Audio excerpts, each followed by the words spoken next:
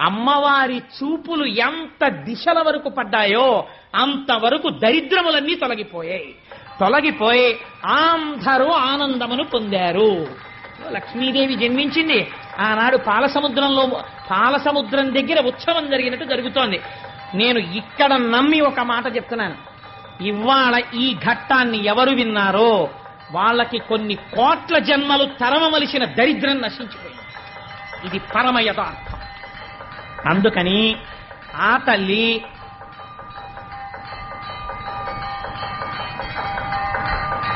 ఒక్కసారి మీ అందరూ కూడా మానసికంగా అదిగో అక్కడ నీరాజనాన్ని తీసుకోండి, ఒక్కసారి అది కళ్ళకద్దుకుని నమస్కారం చేసుకోండి. స్వామి త్రిమూర్త్యాత్మకమై దత్తాత్రేయుడై ఉన్నాడు.